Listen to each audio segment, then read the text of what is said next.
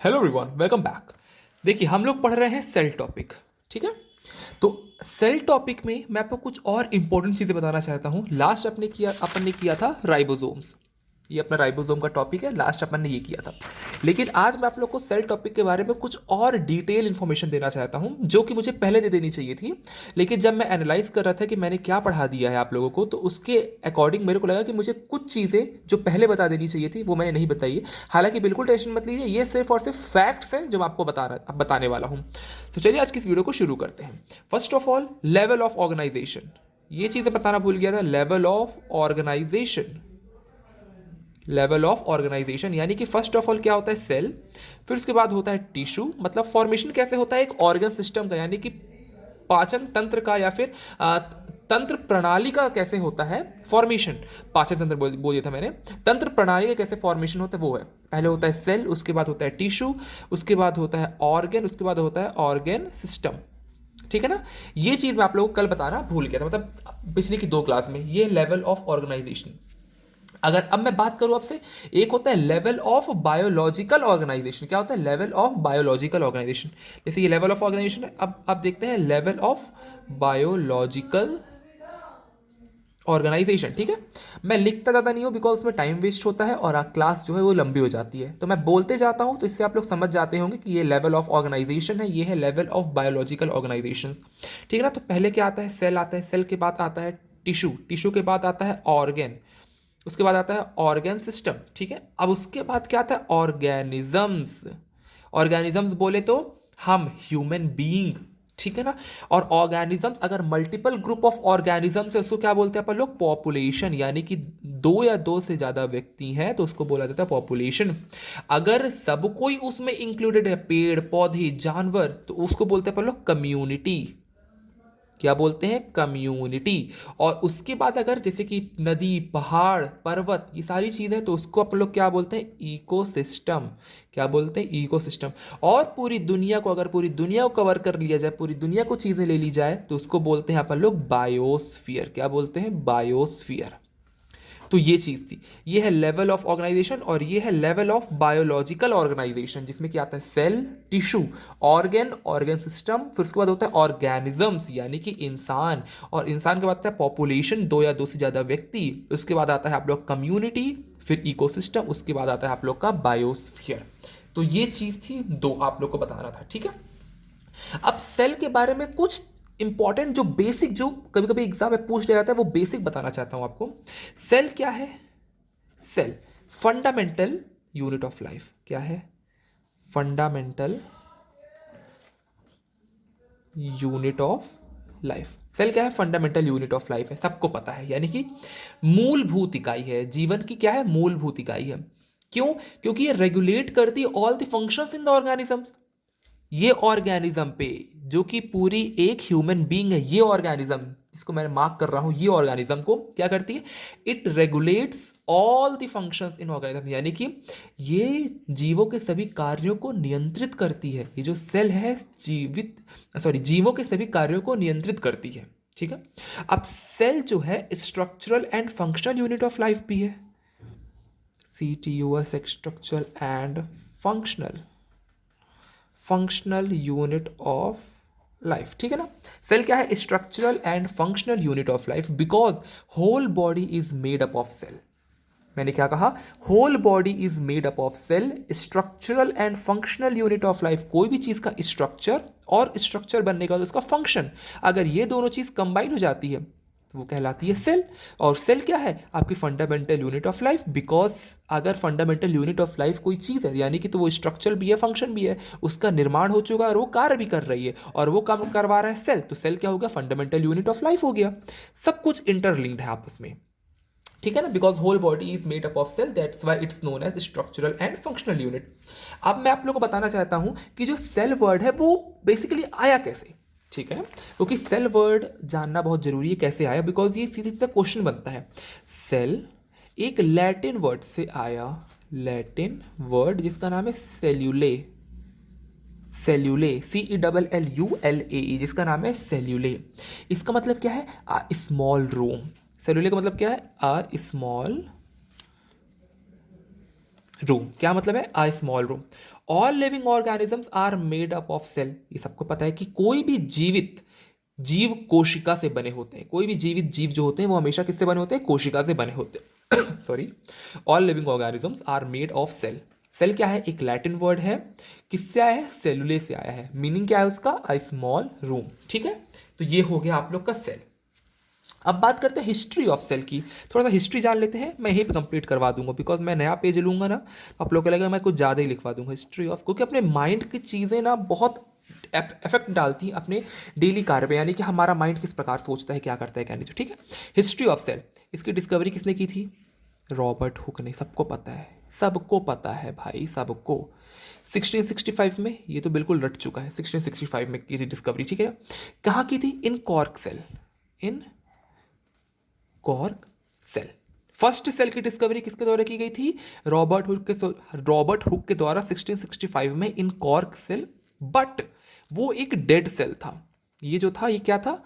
Dead cell था।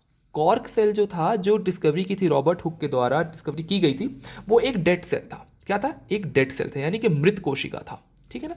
मतलब अगर आपको स्ट्रक्चर बताऊं तो ये ऐसा ऐसा ऐसा ऐसा स्ट्रक्चर था, काफ़ी मतलब काफ़ी जटिल टाइप स्ट्रक्चर था, ये कुछ इस टाइप का स्ट्रक्चर था। तो ये थी आप लोग की कोशिका, रॉबर्ट हुक के द्वारा फाउंड की गई थी इन 1665 पे। बट अगर मैं बात करूं first living cell, because cell तो एक लिविंग चीज है, तो फर्स्ट लिविंग सेल की डिस्कवरी किसने की भाई? देखो, मृत कोशिका की डिस्कवरी तो किसने कर दी? अपनी रॉबर्ट हुक ने 1665 में। लेकिन फर्स्ट लिविंग सेल की डिस्कवरी किसने की थी? तो वो की थी आपकी एंटोनी वॉन ल्यूवेनहॉक, एच के 1674।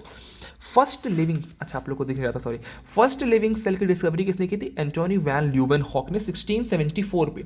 First to discover free living cells, याद रखिएगा ये word, free, free living cells, free living cells in pond water, in pond water. ये भी याद रखिए कि कहाँ फाउंड किया था इन्होंने free living cells? In pond water. और इन्होंने क्या नाम दिया था उस लिविंग सेल को? एक लिविंग सेल है जिसकी डिस्कवरी की थी एंटोनी वैन ल्यूवेनहॉक ने 1674 में। उसका नाम उन्होंने क्या दिया था? नाम दिया था उन्होंने bacteria. Yes, you heard it right. जिसको हम आम बोलचाल की भाषा में हर रोज इस्तेमाल करते हैं, वो बैक्टीरिया शब्द इनके द्वारा दिया गया था। ठीक है, और he is also called as father of microbiology. Yes yes yes yes, father of microbiology. He is the father of microbiology and first microbiologist भी यही है। कौन? Antonie van Leeuwenhoek, first microbiologist, first microbiologist भी यही है। ठीक है, तो क्या था? एंटोनी वैन ल्यूवेनहॉक ने किसकी डिस्कवरी की? बैक्टीरिया की। First free living sales discover किया, कहाँ पे किया? पॉन्ड वाटर पे। कौन थे वो? एंटोनी वैन ल्यूवेनहॉक 1674 पे। He is also called as father of microbiology and first microbiologist. ठीक है, तो अगर आपसे बात करूँ फर्स्ट माइक्रो ऑर्गेनिज्म क्या है, तो वो क्या होगा? बैक्टीरिया। भाई फर्स्ट माइक्रो ऑर्गेनिज्म क्या है? फर्स्ट माइक्रो ऑर्गेनिज्म क्या है अपना? बैक्टीरिया। फर्स्ट माइक्रो ऑर्गेनिज्म क्या है अपना? बैक्टीरिया है। मैं थोड़ी चाय कंप्लीट करता हूँ, तो जब तक ये सारी चीज़ मैंने आपको बता दिया अभी। मतलब ये बहुत बेसिक है, मतलब ये क्या है? बहुत बेसिक है। तो ये मेरा छूट रहा था क्योंकि मैंने जब एनालाइज किया अपनी वीडियोज़ पे, तो सेल टॉपिक से ये सारी चीज़ें जो ये मतलब बेसिक चीज़ें हैं, ये सारी चीज़ें छूट रही थी, जो कि अब कंप्लीट हो चुकी है। तो अब मुझे लगेगा कि अगर मैं कुछ आगे नया पढ़ाऊंगा तो वो ऑलरेडी पूरे बैकडअप होकर सारी चीज़ें चल रही हैं। तो चलिए, अब एक वर्ड आता है सेल थ्योरी। क्या आता है? Cell theory. अब देखिए, मैं आप लोग को यही बताता हूँ, पूरी चीज़ कवर करवाता हूँ आप लोग की। सेल थ्योरी, नाम याद रखना है आपको। एक सेकेंड। सेल थ्योरी किसका? श्लीडन एंड श्वान, SCLEIDEN and SCHWANN, Schleiden and श्वान। बस आपको ये सेल थ्योरी, ये दो पोस्टुलेट उन्होंने दिए थे, यानी कि दो अभिधारणाएं उन्होंने दी थी। किसने? Cell theory Schleiden and Schwann के द्वारा दो अभिधारणाएं दी गई थी। क्या? कि सभी पौधे, जो भी कितने पौधे होते हैं, वो पादप कोशिकाओं से बने होते हैं, यानी कि all plants are made up of plant cells. Schleiden and Schwann ने 1838 टू 1839 में ये कहा था, all plants are made up of plant cells. याद करने की जरूरत नहीं है, सिंपल उन्होंने कहा था कि जो प्लांट्स है वो प्लांट सेल से बनते हैं। भाई प्लांट है, प्लांट सेल से बनते हैं। श्लीडन और शॉन ने कहा था, आपको सिर्फ इनका नाम याद होना चाहिए। कब दिए थे उन्होंने ये दो पोस्टुलेट? कब दिए उन्होंने? 1838 1839 में उन्होंने दो पोस्टुलेट दिए थे कि श्लीडन एंड शॉन ने कहा था कि all plants are made up of plant cells. उन्होंने एक और क्या कहा था? All animals are made up of animal cells. Simple, no issue, plant plant cell से, एनिमल एनिमल सेल से। लेकिन 1855 में एक साइंटिस्ट थे जिनका नाम है रुडोल्फ वर्चो, VIRCHOW है, ठीक है, रुडोल्फ वर्को। इन्होंने कहा था, इन्होंने एक वर्ड दिया था, ये आप लोग को याद रखना पड़ेगा, ऑमनिस सेलुले, सॉरी CELLULAE, ऑमनिस सेलुला, ई सेलुला, ई। क्या कहा था? यहां मैं लिख देता हूं, ऑमनिस सेलुला ई सेलुला। क्या कहता? ऑमनिस, OMNIS, ऑमनिस सेलुला, CELLULAE, ई सेलुला। क्या कहा था? ऑमनिस सेलुला ई सेलुला, ठीक है। तो इसका मतलब क्या होता है? All cells arise from pre existing cells. Rudolf Virchow का ये कहना था, 1855 में उन्होंने एक थ्योरी प्रपोज की थी। उन्होंने कहा था ऑमनिस सेलुला ई सेलुला, ऑमनिस सेलुला ई सेलुला, ऑमनिस सेलुला ई सेलुला। उन्होंने कहा था कि all cells arise from pre existing cells by cell division, by cell division. all cells arise from pre-existing cells, यानी जितने भी सेल्स आज आप देख रहे हैं ये कैसे अराइज हुए? पहले से ही जो प्री एग्जिस्टिंग सेल्स थे। और ये कैसे हुआ? जब इनका डिवीजन हुआ था तो उनके द्वारा ये आए और इनके द्वारा ये और इनके द्वारा फिर ये आए। तो इनका ये कहना था, all cells arise from pre existing cells by cell division, ठीक है। तो बस मुझे इतना ही बताना था आप लोग को। तो ये थी नॉर्मल अपनी सेल थ्योरी, ठीक है। और अगर मैं आपसे बात करूं और अगर नेक्स्ट चीज़ की, तो अपन लोग देखिए एक चीज़ और यहाँ पे फाउंड की जाती है जो कि मुझे लगता था कि, क्योंकि मुझे ये डाउट था, क्योंकि मैं हर बार सोचता हूँ कि ये चीज़ क्या होती है। भाई अगर मैं आपसे बात कर रहा हूँ सेल, लेकिन अगर मैं बात करता हूँ, कुछ लोग बोलते हैं सेल ऑर्गेनल, तो भाई सेल ऑर्गेनल्स क्या होता है? मतलब ये ऑर्गेनल्स वर्ड क्या है मतलब? तो सेल ऑर्गेनल्स वो चीज़ होती है, मान लो ये सेल है, ये पूरा सेल है, ठीक है। और सेल के अंदर जितनी भी चीज़ें फाउंड आउट होती हैं, जैसे न्यूक्लियस हो गया, माइटोकॉन्ड्रिया हो गया, Golgi bodies, vacuoles, plastid, centrosome, जितनी भी चीज़ें फाउंड आउट होती हैं, साइटोप्लाज्म वगैरह, तो उसके अंदर जितनी भी चीज़ें होती हैं उसको कहा जाता है सेल ऑर्गेनल्स।